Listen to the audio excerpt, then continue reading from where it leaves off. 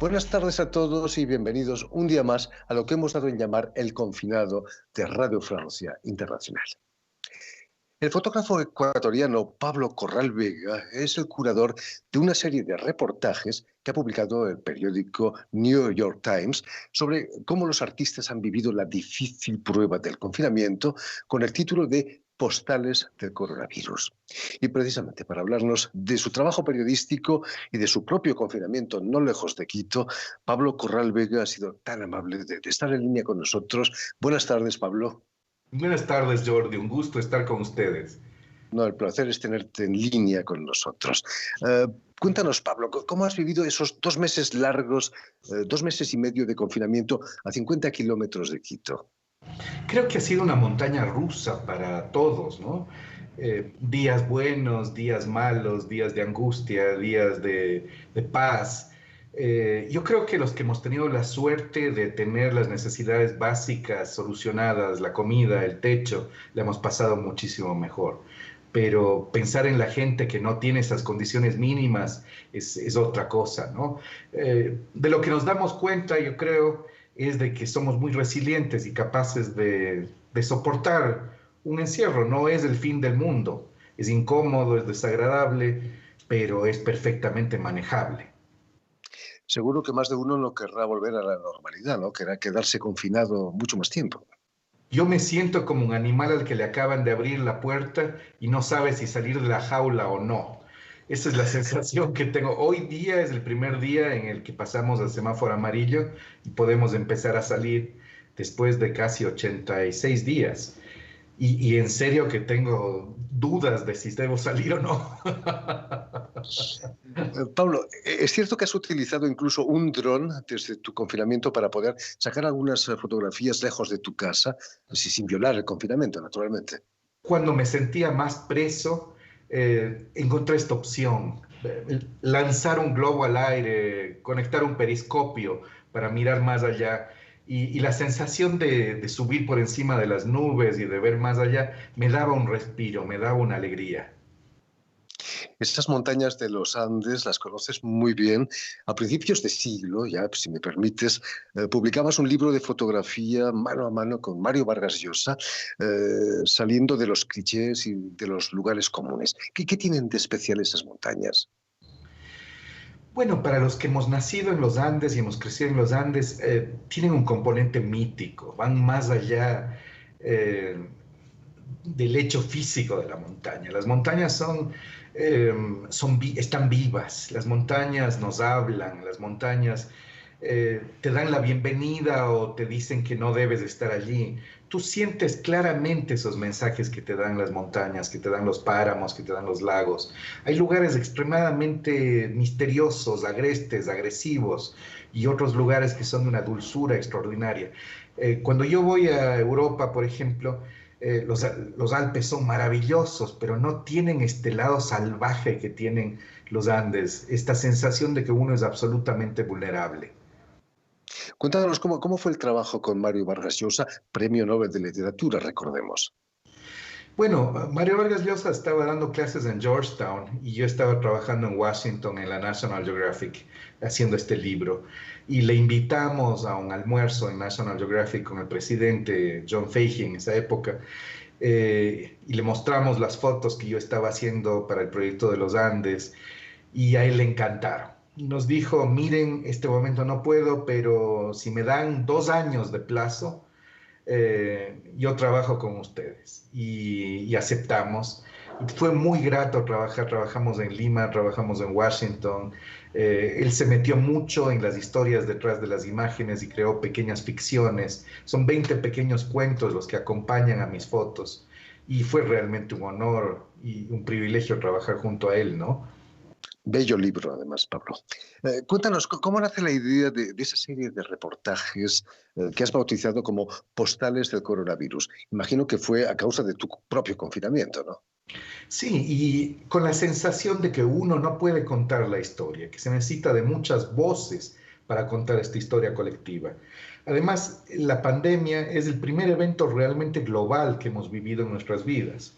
Siempre tienes un terremoto, una guerra, pero son localizadas.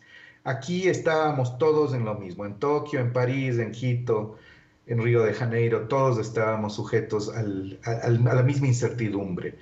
Y yo sentí que era importante el cubrir desde diferentes voces. Hablé con mi querido amigo Boris Muñoz, que es uno de los editores en el New York Times, y le hablé de esta idea.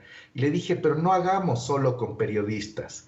Pidamos a los artistas que produzcan pequeños trabajos en torno de... y salieron cosas muy interesantes. Ahora estoy trabajando en la segunda parte de Postales del Coronavirus, que precisamente va a incluir a muchos de los artistas que quedaron fuera. Y creo que es ¿Con qué criterio? importante, perdón, creo Perdona. que es importante desde el arte y desde la literatura y desde el pensamiento aproximarse a lo que estamos viviendo. ¿Con qué criterios habéis seleccionado esos artistas que viven en las cuatro partes del mundo, no? Bueno, precisamente queríamos una diversidad de voces. Eso era lo que buscaba. Entonces escogimos un poeta, escogimos un fotógrafo que estaba haciendo algo extraordinario, escritores que tenían algo importante que decir, experiencias personales. No queríamos grandes ensayos filosóficos, eh, nada de que hable sobre el futuro, no somos futurólogos, sino más bien que hable sobre el presente para que esto se convierta en un documento en el futuro de lo que nosotros vivimos. El reportaje dedicado a tu propio trabajo como fotógrafo lleva el poético título de Arriba de las nubes, el mundo sigue imperturbable. Ahí no llegó el coronavirus todavía, ¿no? Sí, es que yo pienso que cuando tú te acercas a la naturaleza, te das cuenta de que no ha pasado nada. Es un evento humano y es un evento producido por los seres humanos en gran parte. Las medidas de confinamiento son medidas que los seres humanos utilizamos para protegernos del virus. Pero no hemos vivido la pandemia propiamente, aparte de las personas que han enfermado y que han estado en hospitales. Yo creo que la primera línea ha sentido la pandemia, pero en general los que hemos estado encerrados no hemos vivido el drama de la enfermedad como ha ocurrido en ocasiones pasadas, incluso la gripe de 1918, y ni se diga la peste de 1347, que decimó a la población europea. ¿Cómo ha sido esta pandemia? ¿Cómo has vivido en Quito, en Ecuador? Ha habido muchos muertos, imagino también, ¿no? Hubo muchos muertos, yo pienso que en un momento se salió de control la cosa. Al principio la gente no creía en la gravedad del asunto y no hizo caso a las medidas de aislamiento. Por otro lado, hay que considerar que en la costa, por ejemplo, si tú vives en una casa muy pequeña, quedarte encerrado todo el tiempo es extremadamente difícil y muchísima gente vive del día a día, de las ventas diarias. Si no sale a trabajar, no come. Entonces, pedir un aislamiento absoluto en países que son más frágiles económicamente y sin una red social, sin una red estatal que te permita sobrevivir. En Francia, en otros países, el Estado provee si es que hay necesidad. Aquí no, la gente tiene que trabajar. Pablo, hablando de trabajo, aparte de tu trabajo como fotógrafo, has sido secretario de Cultura de la ciudad de Quito.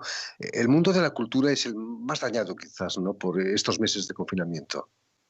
Es un mundo que está en una crisis total. Ya se veían presupuestos disminuidos, ya se veía problemas graves, pero ahora estamos en una situación absolutamente eh, terrible, devastadora, porque no solo han desaparecido los presupuestos de cultura, sino la posibilidad de hacer cultura. Las artes escénicas, por ejemplo, no nos reunirán las personas en teatros durante largo tiempo.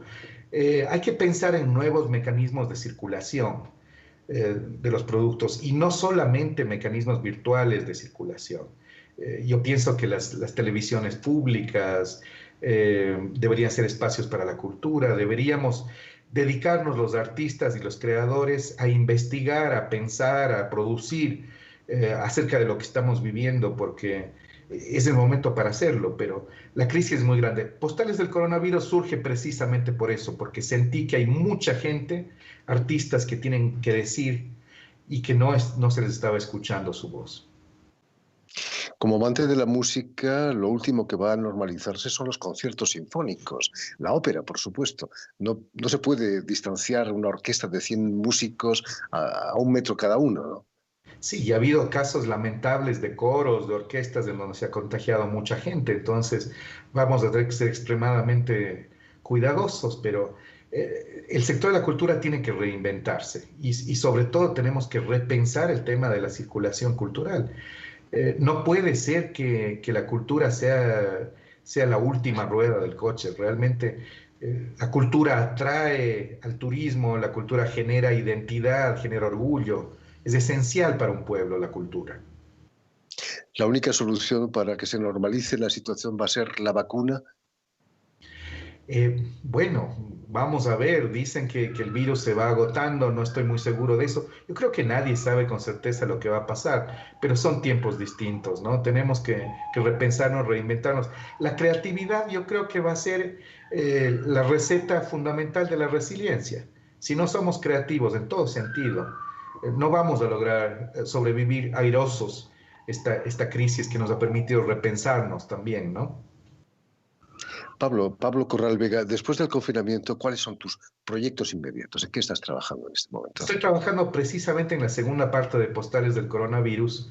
Tenemos más de 500 propuestas de artistas, creadores de toda Iberoamérica y mucho de ese material quiero que sea publicado.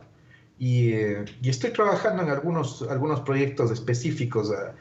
Me encanta el tema urbano, me convertí en un amante del tema urbano y estoy con un pequeño proyecto para hacer microparques silvestres.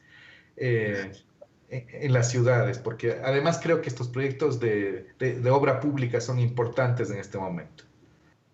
Si necesitas algún periodista confinado que siga haciendo su programa de radio, aquí me tienes voluntario. Maravilla, maravilla, ¿no? Me ha encantado conversar contigo, Jordi. Muchísimas gracias, Pablo Corral Vega, por haber estado en línea con nosotros, aunque sea de manera virtual. Permíteme, Pablo, que dé las gracias a Julián Leng, que se ha ocupado hoy de la realización y de la edición del programa, y a ustedes muchísimas gracias por su atención y les damos cita para una nueva edición de lo que hemos dado en llamar El Confinado de Radio Francia Internacional.